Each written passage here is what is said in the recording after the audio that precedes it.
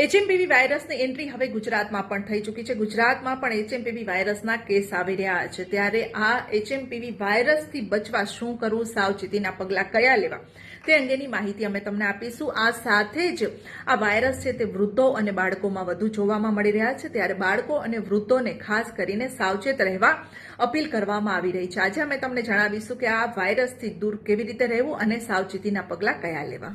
કોઈ પણ ચેપગ્રસ્ત વ્યક્તિથી દૂર રહેવું અથવા માસ્કનો ઉપયોગ કરવો વધુ સારું રહેશે.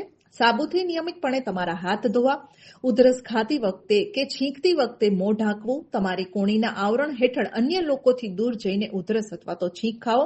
ઉધરસ કે છીંક ખાતી વખતે મોં આડે હાથ રાખ્યો હોય તો હાથ તુરંત સેનેટાઈઝ કરો. એચએમપીવીના લક્ષણ દેખાય તો શું કરવું? જ્યારે ઉધરસ અથવા છીંક આવે ત્યારે મોઢું અને નાકને રૂમાલ અથવા ટીસ્યુથી ઢાંકવું. નિયમિત રીતે હાથ સાબુ અને પાણીથી ધોવા અથવા તો સેનેટાઈઝરનો ઉપયોગ કરવો. ભીડભાડવાળા સ્થળોથી દૂર રહેવું અને ફ્લૂથી પીડિત વ્યક્તિઓથી ઓછામાં ઓછું 1 હાથનું અંતર રાખવું. તાવ, ઉધરસ કે છીંક આવે તો જાહેર સ્થળો પર જવાનું ટાળવું. વધુ પાણી પીવું અને પૌષ્ટિક ખોરાક ખાવો. પ્રબળ પ્રતિરોધક શક્તિ માટે પૂરતી ઊંઘ લેવી.